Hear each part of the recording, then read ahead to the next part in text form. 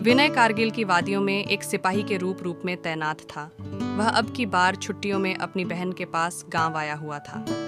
गांव में आकर उसे अपने बचपन के दिन यादें ताज़ा हो गईं। वह हर साल अपनी बहन के पास कुछ दिन के लिए उसके पास आ जाता था।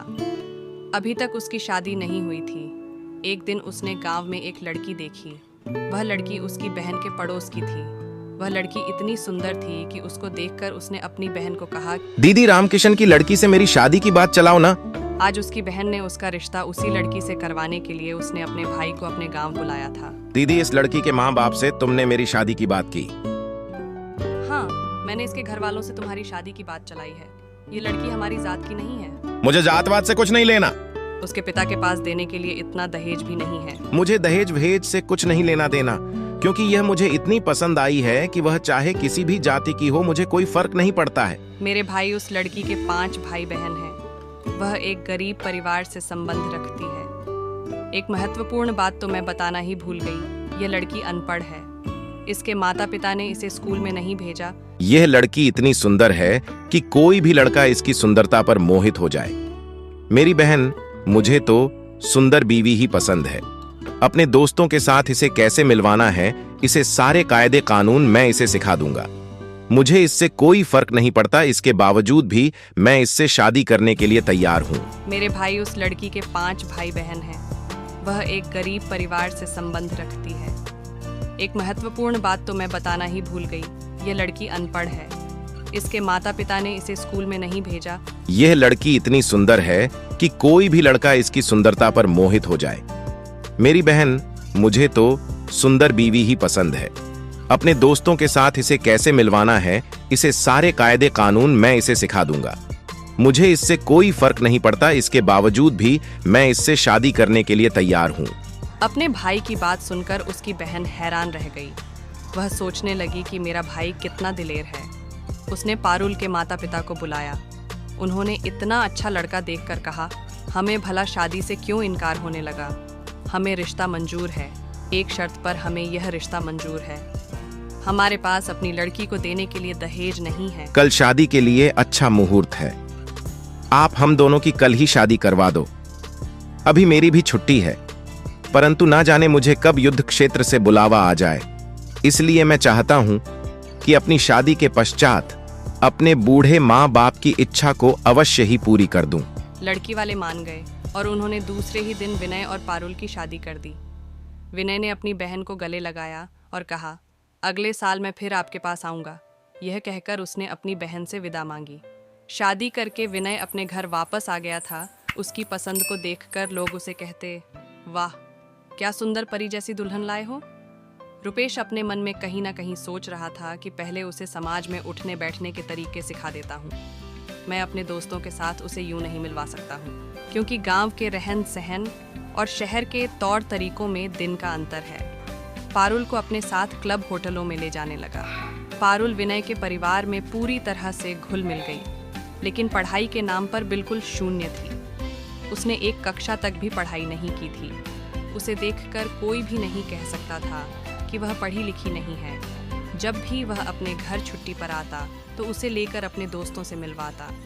उसके माँ बाप ने उसे एक दिन ज़रूर कहा था कि बेटा, बहू देखने में तो सुंदर है, परंतु है तो हमारी तरह अनपढ़। क्योंकि अब तो घर में 3-3 अनपढ़ इकट्ठे हो गए हैं। अपने बच्चों को भी यह पढ़ा नहीं सकेगी।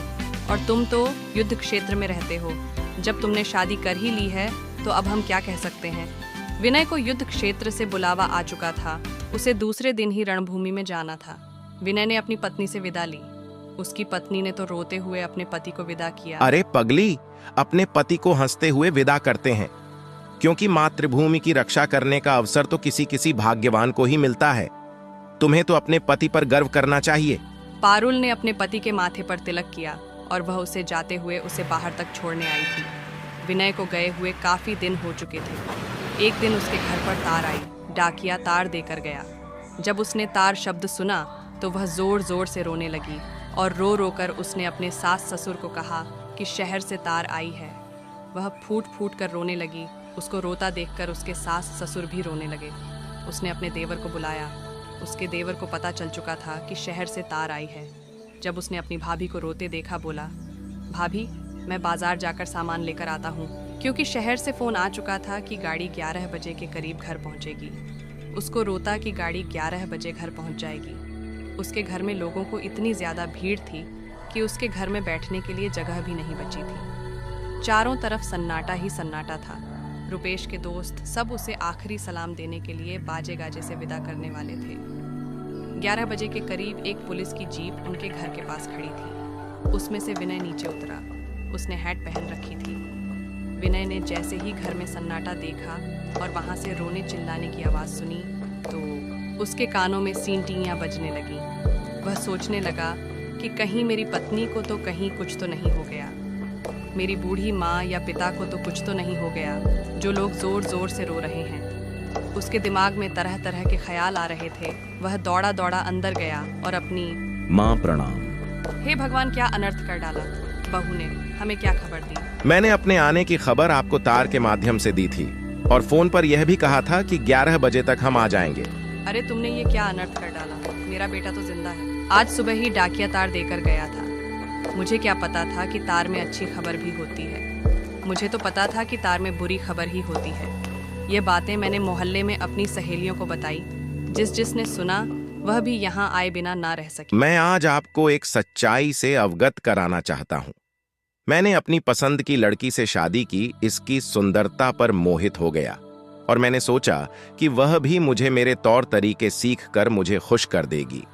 उसने अपनी तरफ से तो बहुत कोशिश की और सफल भी होगी, पर कहीं ना कहीं मैं यह भूल गया कि सब तौर तरीकों से भी सबसे महत्वपूर्ण है मनुष्य की शिक्षा। इंसान अगर पढ़ा लिखा होगा तो वह दुनिया के किसी भी क्षेत्र में चले जाए, वह कभी निराश नहीं होगा। बिना शिक्षा के उसका जीवन अधूरा है। इसलिए शिक्षा, चाहे वह नौजवान हो या बड़ा, हर एक व्यक्ति को शिक्षा अवश्य प्राप्त करनी चाहिए। इस बात के लिए मैं पारुल को दोषी नहीं ठहरा सकता, क्योंकि मैंने उसे कभी शिक्षा प्राप्त करने के लिए जोर नहीं लगाया। आज सबके सामने मैं यह प्रण लेता हूं कि अपनी पत्नी को शिक्षा दिलवाने के लिए मुझे जो कुछ भी करना पड़ेगा, मैं पीछे नहीं हटूंगा। उसने पारुल का हाथ पकड़ते हुए अपने दोस्तों से मिलवाया और कहा कि मेरी पत्नी बिल्कुल अनपढ़ है। इसके पिता ने इसे कभी स्कूल नहीं भेजा, परंतु आज से मैं इसे पढ़ा लिखा कर इतना काबिल बनाऊंगा। मैं चाहे जीवित रहूं या नहीं, वह अपने बच्चों को तो अच्छी शिक्षा दिलवा सकती है। विनय ने प्रौढ़ शिक्षा केंद्र जाकर अपनी पत्नी की पढ़ाई के लिए एक खत लिखा। उसकी पत्नी ने प्रौढ़ शिक्षा केंद्र में जाना स्वीकार कर लिया था। वह वहां पर जाकर काफी कुछ पढ़ना लिखना सीख गई थी। जब वह अपने मायके आई तो अपनी माँ को भी उसने कुछ कुछ पढ़ना लिखना सिखा दिया था। ये कहानी उस समय की है जब तार के माध्यम से ही संदेश भेजे जाते थे। कहानी अच्छी लगी हो तो कृपया चैनल को सब्सक्राइब करें।